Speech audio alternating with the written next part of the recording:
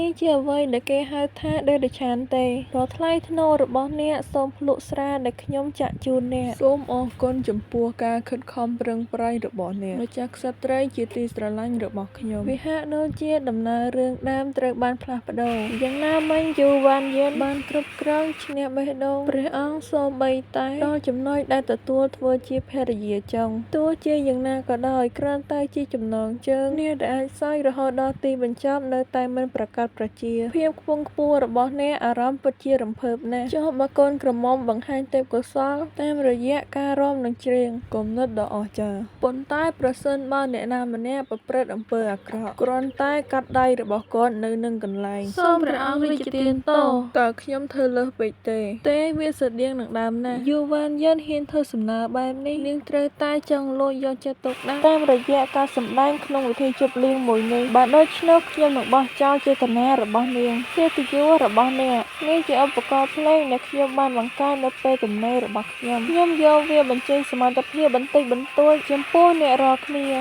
រឿងនេះនឹងមិនមែនជាជីតាទេខ្ញុំមិននឹកស្មានថាអ្នកនាងស៊ីមានទេពកោសល្យដល់ថ្នាក់នេះទេល្អមួយដែលលេងដល់ស៊ីយ៉ុងអើគឺជាវីយូឡុងច្បាស់ណាស់នាងក៏ជាមនុស្សម្នាក់ដែលមកពីពិភពលោកផ្សេងមួយទៀតដែរយូវ៉ានយិននៅក្នុងក្រសែភ្នែករបស់ស៊ីយ៉ុងអើកិច្ចការធំត្រូវបានបញ្ចប់ទឹកមុខរបស់នាងផ្លាស់ប្ដូរដោយសារតែខឹងទោះបីជាអ្នកជាតួអង្គសំខាន់ក៏ដោយក៏ខ្ញុំនៅតែអាចកែប្រែការពិតជាមួយនឹងសមត្ថភាពនិងប្រាជ្ញារបស់ខ្ញុំព្រះអង្គម្ចាស់ដួលមកដល់សូមគោរពព្រះអង្គម្ចាស់ដួលស៊ីអាហាប់បូទីបំផុតបានមកដល់ហើយប្អូនប្រុសតើការធ្វើដំណើរទៅព្រំដែនទៅដោយរលូនទេតើរបួសបានធូរស្បើយហើយឬនៅខ្ញុំមិនល្អទេខ្ញុំធ្លាក់ពីលើសេះពេលកំពុងជិះប៉ុន្តែវាលែងអីហើយឥឡូវនេះនៅក្នុងរឿងដើមព្រះអង្គម្ចាស់ដួលត្រូវគេដាក់នៅព្រំដែននិងមានសមិទ្ធផលដ៏អស្ចារ្យជារូបដ៏ឆ្លាតវៃនិងក្លាហានជាទីស្រឡាញ់របស់ប្រជាជននៅព្រំដែនស្គាល់តែព្រះនាមរបស់ព្រះអង្គម្ចាស់ដួលប៉ុណ្ណោះហើយមិនដឹងថាព្រះចៅអធិរាជគឺជាអ្នកណាប៉ុន្តែនៅចំពោះមុខព្រះចៅអធិរាជទ្រង់បានបង្ហាញខ្លួនដ៏ស្ងប់ស្ងាត់និងជាមិត្តអស្ចារ្យពេកហើយបបងប្រុសនេះក៏ជាមនុស្សដែលមកពីពិភពលោកផ្សេងមួយទៀតនោះសមត្ថភាពសម្ដែងរបស់គាត់ពិតជាសមទទួលពានអូស្ការណាស់ប្រពន្ធចុងស៊ីទើបតែបានលេងបទចម្រៀងដូចមួយនៅលើឧបករណ៍តន្ត្រីការបង្កើតរបស់នាងផ្ទាល់វាក៏គួរឲ្យចាប់អារម្មណ៍ផងដែរឱកាសដើម្បីទាក់ទាញការយកចិត្តទុកដាក់ពីកុមារដែលបានជ្រើសរើសពីឋានសួគ៌បានមកដល់ហើយប្រពន្ធចុងស៊ីលេងមួយបទទៀតសម្រាប់ប្អូនប្រុសរបស់យើងល្អហេតុអ្វីបានជាភ្លេងនេះស្ដាប់ទៅដូចជាធ្លាប់ស្គាល់វាជាមនោសញ្ចេតនានៃសេចក្តីស្រឡាញ់មិនប្រតិកម្មក៏មិនសើចហេតុអ្វីបានជាគាត់មើលមកខ្ញុំចម្លែកមែនតើគាត់ផ្ដល់សញ្ញាមកខ្ញុំទេហេសូមប្រយ័ត្ននៅអាកប្បកិរិយារបស់ឯងដោយការរំពឹងទុកតន្ត្រីពិតជាអស្ចារ្យចង់សុំនាងលេងមួយបទទៀតទេវាហាក់ដូចជាគ្មានប្រយោជន៍ទាំងព្រះអង្គម្ចាស់ដួនមិនមែនជាមនុស្សដែលមកពីពិភពលោកផ្សេងទៀតឬពិតជាមិនយល់ពីតន្ត្រីបើសិនជានោះជាករណីហេតុអ្វីបានជានាងមិនបង្ហាញខ្លួនសម្រាប់លំហាត់ពេលព្រឹកក្នុងពេលតែមួយមិត្តភក្តិឬសត្រូវមិនច្បាស់លាស់តើខ្ញុំអាចបង្ហាញអត្តសញ្ញាណរបស់ខ្ញុំភ្លាមបានដោយរបៀបណាបន្ទាប់ពីវិធីជប់លៀងនៅក្នុងរាជវាំងត្រូវបានបញ្ចប់ឥឡូវនេះគេអាចបញ្ជាក់បានថាស៊ីពិតជាបានមកពីពិភពលោកផ្សេងទៀតប៉ុន្តែព្រះអង្គម្ចាស់ដួននៅតែមិនទាន់បានបញ្ជាក់ដំបូងខ្ញុំប្រាថ្នាថាគាត់ក៏ជាមនុស្សដែលមកពីពិភពលោកមួយដែរព្រោះបើមិនដូច្នេះទេអ្នកនឹងមានបញ្ហាច្រើននៅលើក្រោយតើអ្នកមានន័យថាអ្វីដោយសារតែគាត់ជាតួប្រុសនៅក្នុងរឿងដើមហើយគាត់មានការសងសឹកយ៉ាងជ្រាលជ្រៅប្រឆាំងនឹងអ្នកព្រះអង្គម្ចាស់ដួនមកពីផ្ទៃខាងក្រៅដ៏រាបទាបមាតារបស់ទ្រង់គ្រាន់តែជាអ្នកបម្រើផ្ទាល់ខ្លួនរបស់ព្រះចៅអធិរាជដើម្បីបិទបាំងកំហុសនិងការជំនួសអគ្គមហេសី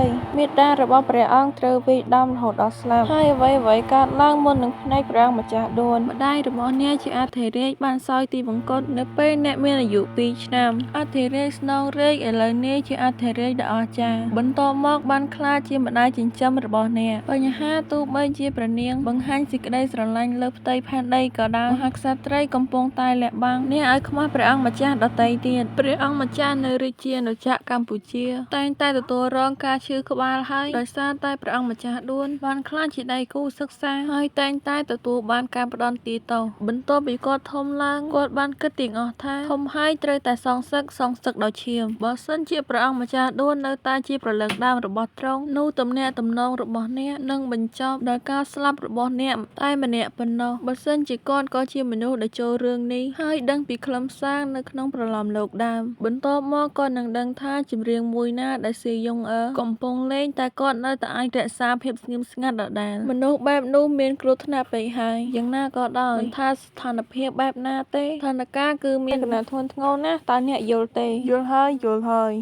ប៉ុន្តែព្រះអង្គម្ចាស់ដួនក្រឡេកមកមើលខ្ញុំច្រើនដងតើខ្ញុំត្រូវគេចាប់បានហើយឬនៅពេលព្រឹកថ្ងៃទី2តើអ្នកចង់ហៅស្នំម្នាក់ណាមកគេងជាមួយទេហៅយូវ៉ានយិនមិនក៏វាបាន3យប់ជាប់គ្នាញាតិសន្តានរបស់គាត់ត្រូវគេស្គាល់ថាជាអំពើឃោរឃៅនិងមិនធ្លាប់មានពីមុនមករបស់គាត់គ្មានប្រពន្ធចុងណាម្នាក់ត្រូវបានជ្រើសរើសមុននឹងបានបញ្ចប់ដ៏ល្អសូមអរគុណចំពោះការខិតខំប្រឹងប្រែងរបស់អ្នកម្ចាស់ក្សត្រីជាទីស្រឡាញ់របស់ខ្ញុំធ្វើឲ្យអ្នកទទួលបានកិច្ចការរបស់អ្នកភ្លាម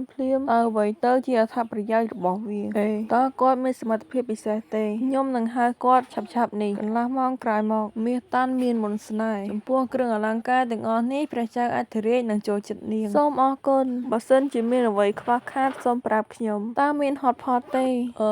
កន្លះម៉ោងបានកន្លងផុតទៅខ្ញុំមានអារម្មណ៍ថានៅតែខ្វះគ្រឿងទេសមួយចំនួនវាល្អហើយគ្រាន់តែញ៉ាំវាអ្នកណាទៅដឹងថាវាគឺជាឱកាសចុងក្រោយដែលយើងញ៉ាំជាមួយគ្នាហើយកុំនិយាយរឿងសើចសៅដូចនោះអ្នកមិនដឹងថាបរិយាកាសគួរឲ្យខ្លាចប៉ុណ្ណាទេពេលដែលខ្ញុំចូលរួមតុលាការព្រឹកនេះមិនមែនជាវិមានមួយដែលបានពិភាក្សារឿងរាជកិច្ចអ្នកខ្លះសួរខ្ញុំថាខ្ញុំទៅលេងឯណាម្នាក់ទៀតសួរខ្ញុំថាខ្ញុំញ៉ាំអីវាដូចជាការបញ្ចប់នៃព្រឹត្តិការណ៍ទស្សនាជីវិតនៅលើមេត្តាធំមួយមិនមានជំរើសផ្សេងទៀតទេអ្នកបានមកកាន់ពិភពលោកនេះរៀងយឺតបន្តិចរដ្ឋមន្ត្រីដែលមានទេពកោសល្យត្រូវបានបណ្តេញចេញដល់ម្ចាស់រូបរាងដើមខណៈពេលដែលមន្ត្រីទាំងអស់បានចូលរួមភាគីព្រះអង្គម្ចាស់ដួនឥឡូវនេះតួអ្នកចង់ប្រែពីការប៉ັດពីបាតដៃទទេក៏ដោយក៏គ្មានអ្នកណាទុកចិត្តបានដែរហើយឈឺក្បាលរបស់អ្នកវាពិតជាអាក្រក់មែនទេមិនអីទេអរគុណដែលបារម្ភប្រហែលជាជំងឺនឹងវារំភើបពេកហើយបានជាឈឺអញ្ចឹង